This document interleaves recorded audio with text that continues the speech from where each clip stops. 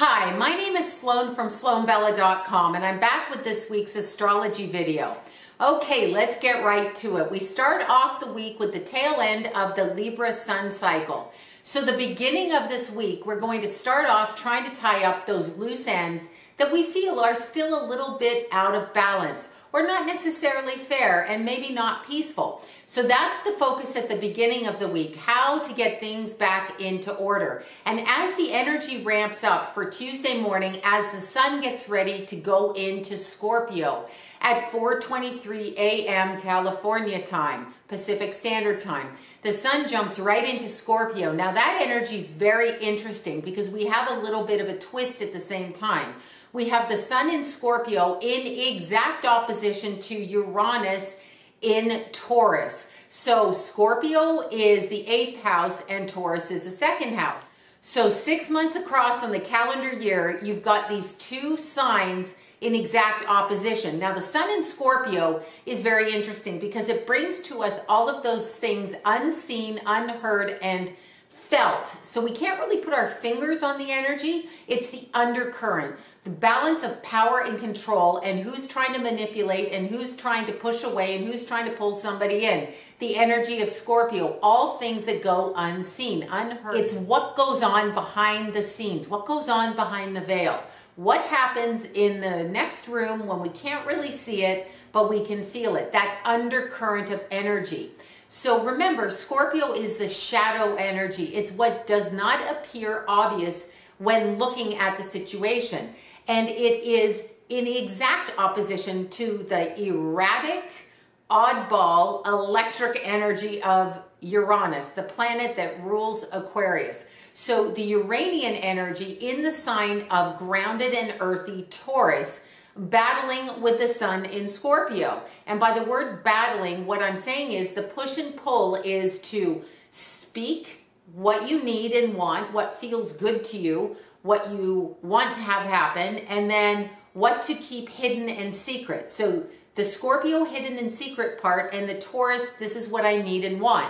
And it really, because it's in the first degree of Taurus, it's really applying to relationships and finances. Because remember, everything Taurus is about building, stability, sensuality, money, relationships. And with the sun in Scorpio, all of those things that you never wanted to know in your personal relationships are probably going to be revealed right now. Now, not just because the sun is in Scorpio, but because the sun is in Scorpio in opposition to Uranus and Taurus, and the sun is actually getting ready to conjunct Venus, okay, in Scorpio, also in opposition to Uranus.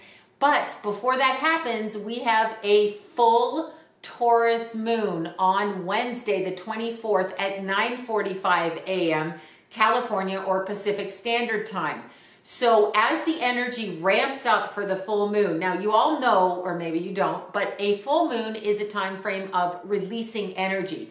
So it is a purging energy. It's like the pregnant womb getting ready to expel the baby or have the baby, birth the baby. So it is about purging what is no longer necessary. And this full moon is very heightened when it comes to relationships and when it comes to money. So there may be things that you need to settle in those areas of your life coming up that you don't want to deal with because the sun is in Scorpio, or maybe that you find out and wish you never found out through snooping or some other sort of Scorpio tactic. I'm not saying to do that. I'm just saying that's kind of stuff that happens during the Scorpio sun sign.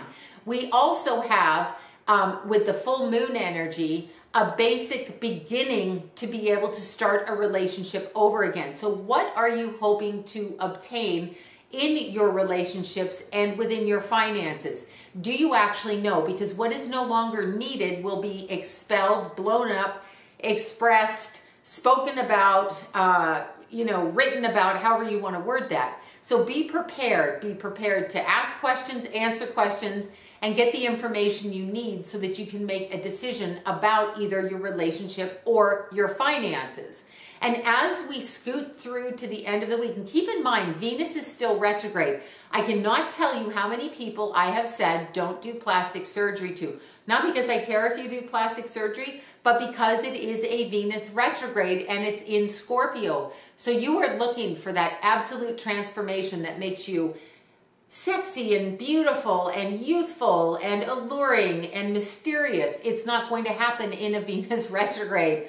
So please don't do it. You've got until the 16th of November to move through that. And keep in mind, as we're starting this week with the sun finishing its rounds through Libra and the moon in Aries, keep in mind that we still are in the shadow period of the Mars retrograde. So your Aries people at the beginning of this week are going to be feeling that intensity as the moon gets ready to go full, with the undercurrent of what's going on around them with the sun in opposition and the shadow period of their ruling planet getting ready to go direct, but not yet. So as we move forward this week, my words of advice are: choose carefully what you say to other people. If you're doing anything behind anyone's back, probably don't do it, because you're most likely going to get caught with the sun in Scorpio. And if you happen to be involved in any sort of a power play, either through work, relationship, home, wherever it is, step back and observe it. Use the information so that you have the power of knowledge behind you instead of engaging in the power struggle. The other thing that we have towards the end of the week is we have a nice Saturn aspect finishing the week off. So when we get to Friday, Saturday, and Sunday, we should be able to see a little bit more clearly about things that have been shown to us this week during the full moon phase, and it should make a little bit more sense, and we should be able to make peace with it, which is a really good thing. Now let's get to your sign, and I always start with Aries, the first sign of the zodiac in the natural wheel. Aries, for you this week, as I said, the beginning of the week starts off a little bit tenuous for you because you can feel that energy depending on the degree of your moon sign or your sun sign or your rising sign, if it's in Aries. So whatever degree it's in, if it's in the tail ends and it's opposing the sun in Libra as it gets ready to leave, you may feel the urge to try to make things get into balance and to stop fighting and to stop being aggressive during this point. However, that full moon in Taurus, although grounding with the erratic energy of Uranus for you, just tipping right out of your sign and going into Taurus. So it's been going back and forth. So it's been going from Aries into Taurus. It jumped out of your sign in May or April. Anyway, it just went back and now it's just gone into Taurus. You're going to feel the tail end if you are in the last degrees of Aries. Otherwise, for Aries, the week seems to smooth out because remember, before the discovery of Scorpio's ruling planet of Pluto in 1930, Aries and Pluto were co-rulers. Aries and Pluto were co-rulers of Mars. So they have always kind of floated in tandem with the energy. Now, as we go to Taurus, you guys, this week is outrageous. The sun is in your opposition in Scorpio. Uranus is in your sign, giving you all a little bit of anxiety, especially if you have a Taurus moon, rising, or sun sign, depending on your degree. The Taurus energy is, with Uranus, is just making things a little bit not as stable or traditional as they would normally be in your sign. And the full moon means you Taurus people and your opposition of Scorpio and your squaring signs of Leo and Aquarius a little bit more uneasy, although it's in a stable way, because remember, Taurus brings a grounding energy to what's around it. So for the squaring signs of Leo and Aquarius and for your opposition of Scorpio, you're going to feel that tension, just not as erratically as if it were in a different sign, or as dysfunctionally, let's say if it were in Pisces, or if it were in Gemini. So because it's in Taurus, this adds a slight grounding feel to it, but a full moon is a full moon. And remember, during a full moon cycle, what you've been planning on from the last new moon to the full moon usually is revealed during the full moon cycle, but also because we have that Scorpio energy, things that you didn't expect to see will be revealed, especially for you, Taurus, and Scorpio, and Leo, and Aquarius. The two squares and the opposition. Okay, as we move into Gemini, Gemini has to shut their mouth for the beginning part of the week because this Taurus energy makes them crankier than usual because it hinders their flexibility, their fluidity. So they are uptight that they can't run all over town, go wherever they want to go, when they want to, say and do what they want in typical Gemini fluttering behavior. So the Taurus moon is reining them back in and making them stay put, which is going to make them miserable, which is going to make them say things they shouldn't say because it is a full moon. Everybody's energy gets heightened by the full moon. But keep in mind, by the end of the week, with Saturn's influence, Gemini should be able to smooth out all of that energy and move forward in a happy and peaceful way. Now let's go to Cancer. Cancer, full moons, new moons, any moons affect you guys because you are ruled by the moon. So this is a bit interesting. Cancer, who already feels everything, has a little bit of an edge during this full moon because they feel the energy of the full moon and it reflects on them depending on if it's your moon sign, your sun sign, or your rising sign. But it also, because it's in Taurus, gives a grounding effect for Cancer, who can pretty much lose their mind during the full moon. Regardless of where the Cancer is placed in your chart, they can feel very, very unsettled and go up and down with the tides of the moon, much like the ocean. But because this full moon is in Taurus, Cancer people are going to be able to really plot and plan for the next 2 weeks as the moon is getting ready to go new. So it's going from full to new. So if Cancer has a goal or an idea, they should sit down and actually plan it and take action on it during this time because they will have the grounding energy with which to do so, which is not the case usually when the moon goes full with them. They can still be moody though, but they're moody. They're crabby. That's the word. That's where crabby came from. They're moody and crabby. Okay, as we go from Cancer, we go into Leo. Now for Leos, you people are on the squaring end of all of this nonsense. First of all, it is a squaring time of year for you with the sun in Scorpio, so it squares you. And then we have a full moon in Taurus, adding a sucker punch to the situation with Uranus in Taurus. So for Leo, this is going to be a little bit ungrounding. However, there is a caveat of hope in there, and it's connected to the work energy because the way that this the way that this full moon is hitting Leo, it's hitting them in their creative and their financial sector. So if you get a weird offer to earn a living doing something, just say yes during the full moon cycle because it's going to open the doors for everything to come forward on a financial level for you. But you may have to do some things you don't want to do that aren't discussed contractually. So watch the contracts that you sign during this time frame with this Taurus full moon, because the energy of that for Leo is about trying to capture the Leo energy in order to profit from it. So keep that in mind when you're signing a contract. And now on to Virgo. Virgo is in a very similar situation to Gemini and should probably just not say anything at the beginning of the week. And as we move forward into the full moon phase of this week, Virgo actually gets along pretty well. It gives them a little bit more energy to express themselves in a more direct way, because keep in mind, Virgo is very mutable, changeable. They can sometimes, go from one topic to another and not really explain what it is they need in a heartfelt way. Virgo can explain things to you, but it's usually through some sort of critical input. This full moon is going to allow them to show their emotional, sensitive, and sensual side, where they actually say, this is what I need, this is what I want, from an emotional standpoint. So it is a really good time for Virgo midweek onward. And then from Virgo, we go into Libra. Okay, Libra, you have had your birthday month and it's been a whole lot of fun.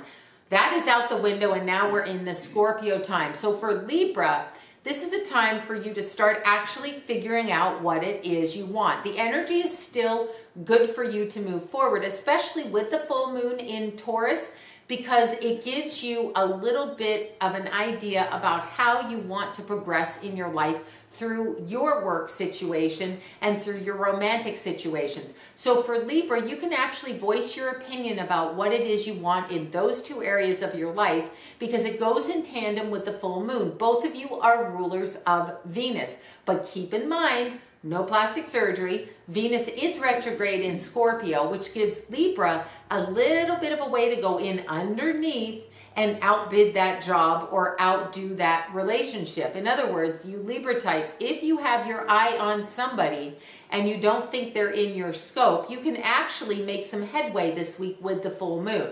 So from Libra, we go to Scorpio. And as we know, it is your birthday month, Scorpio. So you Scorpios, the sun is now in your sign and you're like, yay, it's Scorpio time. And this makes you feel good because it resonates with who you are. So it's agreeable to you. It's like your time of year, your people. So what you plan to do during this time with the sun in Scorpio is you should be doing all of those things that you want to do, and need to have happen in order for your life to run smoothly. And it will, with the exception of the Venus retrograde in your sign. So you Scorpios in a relationship need to reassess the relationship as the moon goes full in your opposing sign of Taurus, because there is probably something you are not aware of in this relationship that needs to be unearthed, uncovered, very scorpionic in nature, because it's underneath the current, so that you can actually move forward in the relationship. So if you Scorpio types feel like you're in a relationship and you don't quite know where it's going and you don't know where it's going to go, if you pay attention to what's being said around you and what's happening, you're going to get the information you need to make that informed decision. And from Scorpio, we go to Sagittarius. Okay, happy Sagittarius. Love the Sagittariuses. They're always so happy. So it's happy Sag time. So what are Sagittariuses doing during this full moon and the sun in Scorpio?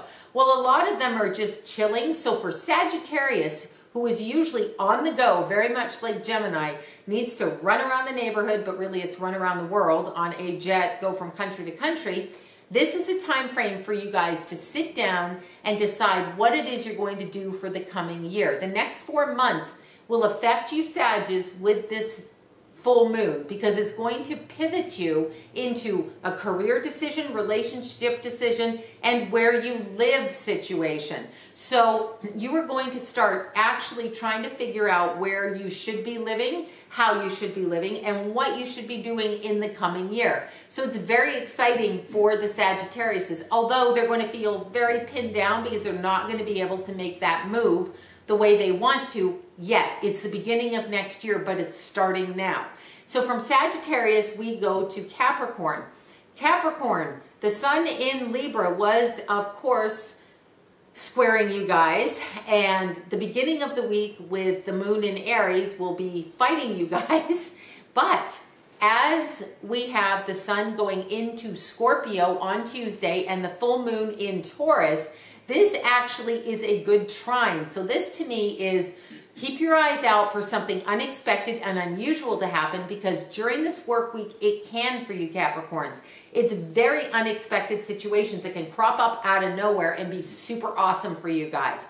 And you also want to pay attention to those important relationships around you, because you may just discover something about the person that you love that you never knew about before, which will be extremely exciting. So for Capricorn, it is a very good week, and the next year is pretty good for them too. All you earth signs have it kind of lucky because you got a bunch of trines coming up. Okay, from Capricorn, we jump into Aquarius. Okay, so for you Aquarius types, coming up this week, we have a very interesting week. The Libra sun was compatible with you guys, but this week, as the sun goes into Scorpio, Aquarius is like, oh my God, is everything so cloak and dagger in my life? So when the Aquarius person goes out in the neighborhood, in their family, to their kids and says, hey, what's happening? The answer they're going to get back is anything but what they can understand in 3 minutes. It's going to drive them crazy. The key this week for Aquarius is to slow down, pay attention, and listen to what's going on around you, because it is at that point that you're going to be able to understand how you need to maneuver in the next week. The full moon for you Aquarius, like Leo, is going to be very interesting because it is squaring you. So you're going to find yourself getting into some sort of tension energy during this time. So Aquarius, you guys are up in your head and detached, but this full moon being in sensual, tactile Taurus, earthy, is going to pull you right back down to earth and make you deal. So if I were an Aquarius or had Uranian energy, I probably would be running a lot, jogging a lot, and cutting back on my caffeine so that I don't snap and pop someone's head off during the week, because that's the Aquarius. So Aquarius is going to have to take a deep breath, do some yoga, and actually choose how to respond in any given situation. And our last sign, last but not least, is Pisces, the 12th house, 12th sign of the natural wheel of the zodiac. For Pisces, you guys are extremely in step with the Scorpio energy because it is a fellow water sign. So this works well for you guys, and you enjoy this energy because Pisces can be secretive and can be manipulative when they have to be, although you would never know it because they're not quite as, their reputation isn't quite like Scorpio. So it's an undercurrent with Pisces, and it's an undercurrent of, I'm a Pisces, I'm not going to do anything to you. But they're very observant during this full moon, and they're very watchful during the Scorpio sun time. So for Pisces, this is a good time for you guys to meditate, get your information correct, and start making your moves. Now, the Piscean energy is very much about literally moving their house and home environment, and that's going to be the theme for them for the next several months. So if you have a Pisces sun, moon, or rising, or predominance of Pisces planets in your chart, you are going to be focused on where should I live and how should I live. And this full moon is only illuminating that for you because the focus is going to be on your finances. So that is your weekly astrology update. Happy full moon, happy sun in Scorpio, happy Venus retrograde. And once again, my name is Sloan from SloanBella.com.